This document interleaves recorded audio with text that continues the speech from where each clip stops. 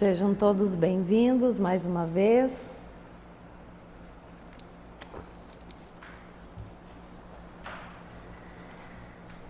Então, hoje tive mais uma oportunidade de estudo, que para mim sempre é um estudo. Então, eu agradeço a Deus por isso. E que a espiritualidade benfeitora, meu anjo da guarda, me ampare, que eu consiga passar essa mensagem do Cristo para todos vocês. O que eu vim falar aqui hoje é um tema: vendilhões expulsos do templo. Na verdade, esse trecho ele está no Evangelho de Marcos, no capítulo 11, versículo 15 a 18. E no Evangelho segundo o Espiritismo, nós vamos encontrar no capítulo 26, o item 5 e 6. Vendilhões expulsos do templo, ele relata um episódio do Cristo, quando ele adentra Jerusalém. Também é conhecido como a purificação do templo. Então Cristo, quando ele adentra Jerusalém, ele adentra um templo e lá estavam vendedores, mercadores, fazendo negócios dentro do templo. E Jesus, como o templo é sagrado, não se conformou com isso, e ele, em um ato não de rebeldia, mas de injustiça, então ele expulsa todos eles do templo, onde ele deixa bem claro: a minha casa será chamada de oração para todas as nações. E o que eles estavam fazendo? Estava virando um covil de ladrões. E aqueles que lá estavam, que praticavam esse comércio, não ficaram contentes com aquilo, e Cristo, em todas as suas passagens, como as pessoas o seguiam e ouviam as suas lições, ele já era perseguido, e aí ele foi mais perseguido ainda, cada vez mais tentando matá-lo. Então, como ele entra no templo, encontra todos esses vendedores, os expulsa de lá, alegando que esse lugar é sagrado. Esse fato está no item 5, que eu vou ler para vocês, e o item 6 é Kardec que nos explica esse episódio. Depois a gente tira algumas lições dele e que são bem interessantes. Eles vieram em seguida a Jerusalém, e Jesus, entrando no templo, começou por expulsar dali os que vendiam e compravam. Derribou as mesas dos cambistas e os bancos dos que vendiam pombos, e não permitiu que alguém transportasse qualquer utensílio pelo templo. Ao mesmo tempo os instruía, dizendo: não está escrito: minha casa será chamada casa de oração por todas as nações? Entretanto, fizestes dela um covil de ladrões. Os príncipes dos sacerdotes, ouvindo isso, procuravam meio de se perderem, pois o temiam, visto que todo o povo era tomado de admiração pela sua doutrina. Isso está no Evangelho de Marcos, capítulo 11. Então, Kardec traz para nós a seguinte explicação: Jesus expulsou do templo os mercadores. Condenou assim o tráfico de coisas santas sobre qualquer forma. Deus não vende a sua bênção, nem o seu perdão, nem a entrada no reino dos céus. Não tem, pois, o homem o direito de lhes estipular preço. Pois bem, então, muitas pessoas, e é comum acontecerem isso, nós sabemos pela história, no século XVI e XVII, que houve isso muito fortemente na Europa, onde se vendia lugares no céu, onde se vendia relíquias santas. Essa explicação que Kardec fala para nós lá no século XIX, ele está se referindo ao que já havia acontecido ao longo da história. E nós já estivemos lá também. A doutrina espírita, ela vem nos mostrar que Deus não é barganha, que Deus não pede nada em troca para nós.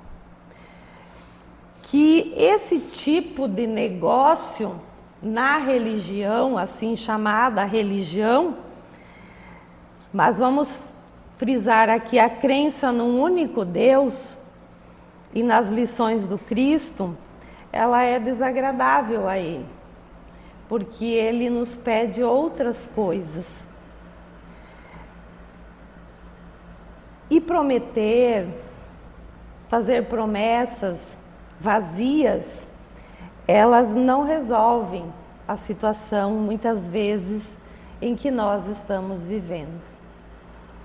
A doutrina, ela é bem clara. Tudo é mérito. Tudo é merecimento. Ninguém conquista um lugar no céu sem esforço. Eu não me esforço, se eu não me empenho, se eu não trabalho na prática do bem, como que eu vou conseguir ser feliz? Eu não faço a minha parte. Deus só pede isso para nós. E quando nós falamos um lugar no céu, e a mensagem inicial foi bem escolhida e trouxe uma questão bem interessante, que Ele nos espera e todos nós buscamos esse lugar no céu. Mas o que é esse lugar no céu? Esse lugar no céu, nós procuramos Ele sempre. É ser feliz, sem sofrimento, sem dificuldade, ou menos dores. Não é verdade que nós buscamos sempre isso? Até a filosofia, a Jung fala claramente isso, que nós estamos incessantemente na busca da felicidade, na busca da satisfação. Mas esse lugar no céu é o que nós fazemos, como nós vivemos, o que nós praticamos, e lá nós encontraremos, porque Cristo nos disse que a felicidade não é deste mundo. E nós espíritas sabemos que aqui é um lugar de provas e expiações. Aqui eu vou buscar a minha evolução espiritual. Naquele momento, voltando ao episódio, quando Cristo teve uma atitude dura, por que será que ele agiu dessa maneira? Porque Cristo foi paciente até de certa forma. Ele foi compreensivo, mesmo agindo de uma forma mais dura, porque era necessário para que o povo compreendesse que aquela atitude não estava correta. Então, esse é um ponto que eu posso perceber nessa lição de Cristo, que é como que eu ajo, quais são as minhas atitudes em situações equivocadas que nós vivemos às vezes. Nós nos deparamos no nosso meio familiar, no trabalho, na sociedade, e encontramos situações equivocadas que nós consideramos talvez incorretas. Então, ele é um exemplo de como devemos agir. Qual é a principal reflexão? Como está as minhas atitudes. E qual ensinamento a gente tira do episódio A Purificação do Templo? Purificação do templo. Nós somos um templo também. Podemos nos considerar assim, somos filhos de Deus. E aí eu tenho dois conceitos, o profano e o sagrado. Eu também sou um templo sagrado, nós somos uma criação divina. Então, o que nós fazemos de nós mesmos? Quais são as nossas escolhas? E o profano, aquilo que não é sagrado. E nós temos noção exata do que é certo e do que é errado. A nossa consciência tem noção disso. Então, naquele episódio, quando Cristo age daquela maneira, quando ele tira os mercadores, quando ele tira os vendilhões que estavam praticando algo que não era sagrado, o que ele traz de lição? Que é a pureza daquilo que é sagrado. Então, essa pureza, eu posso pensar, eu também sou um templo.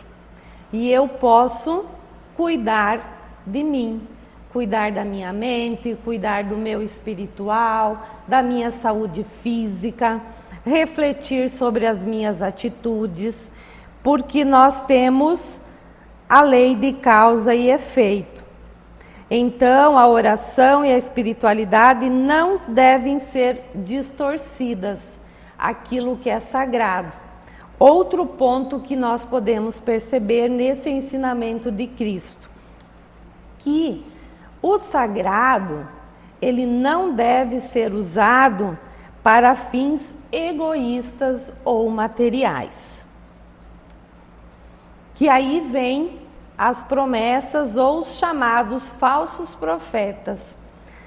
Devemos buscar um culto sincero sem interesse secundário. Aí eu faço uma reflexão. Permanentemente, se eu estou cuidando do meu ser sagrado, eu vou buscar a espiritualidade, eu sempre estou conectada com Deus, eu busco a oração. E nessa oração, o que eu devo pedir?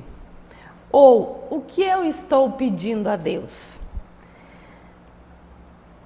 É equivocado quando pedimos algo material, por exemplo. Mas nós devemos compreender com serenidade, pedir em nossas orações que Deus nos dê discernimento, que nos dê sabedoria, que nos dê resignação, principalmente quando estamos em dificuldade, porque o sofrimento é necessário para a nossa evolução. O sofrimento é uma consequência, talvez, de um ato que eu tive no pretérito equivocado. Mas eu estou tendo a oportunidade de cuidar desse sagrado a cada dia, recomeçar novamente. Então, orar, pedir serenidade, discernimento, resignação, sabedoria para lidar com as situações que nós vivenciamos no dia a dia. Esse episódio, então, também nos lembra a importância de ter uma espiritualidade autêntica, sem interesse material ou econômico. As promessas ou as orações que são feitas sempre em função de Deus ajudar a conquistar algo material, talvez. Não. Peça para que Ele te dê sabedoria para você viver aquilo que for necessário e você terá aquilo que for do teu merecimento. Riqueza, primeiro a riqueza espiritual. Esse versículo, então, ele ensina que o verdadeiro espírito deve ser puro e desinteressado. Eu não devo usar a fé como meio de lucro e manipulação também. Então, nós vivemos ao longo da história, voltando novamente, momentos assim em que as pessoas eram manipuladas pela fé. Nesse episódio, então, eu percebo a denúncia à hipocrisia religiosa. Quando se usa a fé como meio de exploração ou manipulação. O ensinamento aqui é que a fé verdadeira não deve ser comercializada. A religião verdadeira não pode ser usada para fins comerciais ou pessoais. Prestemos bem atenção. Cremos num único Deus. Seguimos o Evangelho de Cristo, que um simples episódio nos traz várias lições. Outra lição, observando o episódio. Como Jesus agiu ao chegar ao templo e ver aquela irregularidade. Ele teve coragem para enfrentar as injustiças.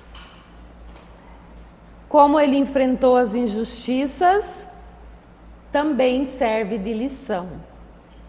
Então, paciência, resignação e atos de coragem. Mesmo sendo perseguido.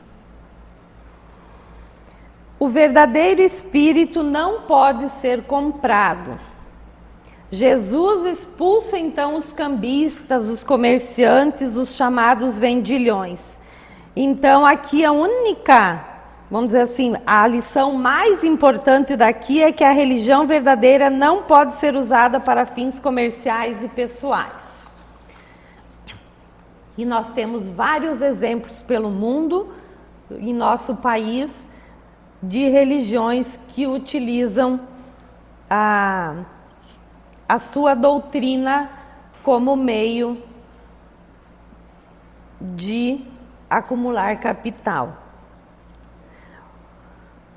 O verdadeiro espírito não pode ser comprado. Então, o que Deus pede de nós? Nesse episódio, principalmente, o que Ele pede de nós? Pureza espiritual. Ele nos ensina que devemos preservar a santidade dos locais, sempre considerados sagrados. Devemos ter momentos dedicados a Deus. Então, sempre observando a mim, que eu também sou um templo sagrado, eu sou uma criação divina. Então, como eu estou preservando espiritualmente e fisicamente.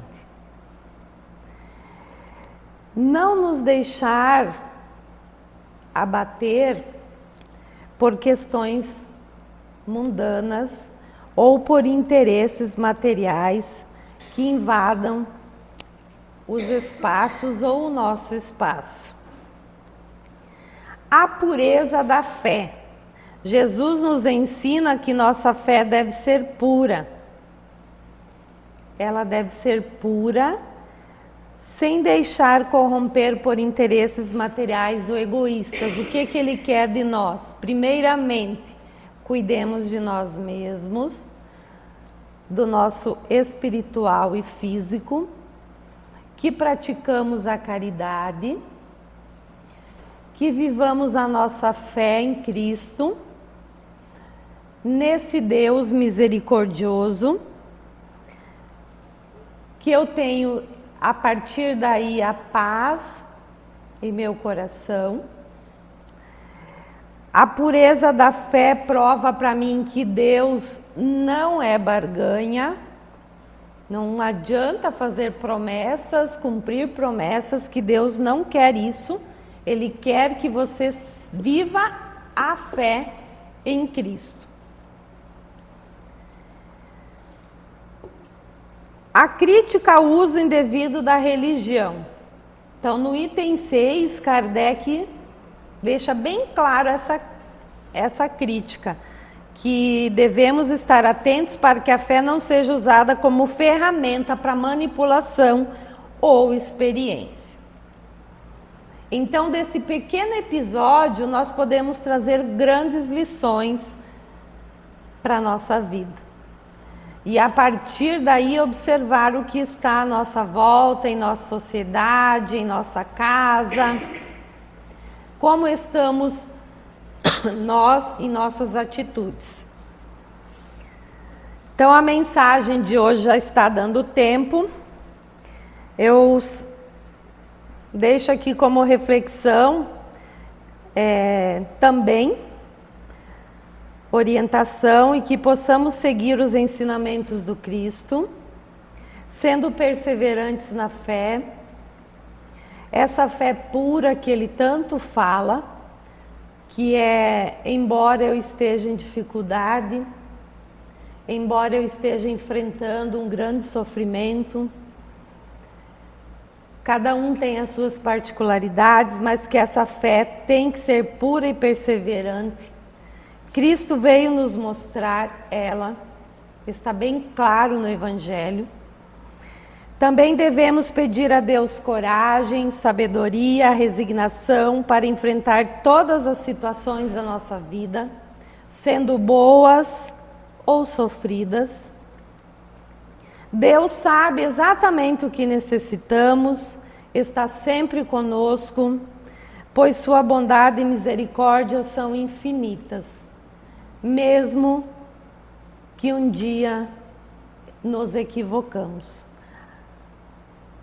Estamos aí com uma nova oportunidade, que a nossa fé seja cada vez mais perseverante nesse ano de 2025, para que possamos cada vez mais evoluir e alcançar os céus, a felicidade. Obrigado pela atenção de todos, que tenhamos um abençoado ano, com muita fé, e devolvo a palavra a casa.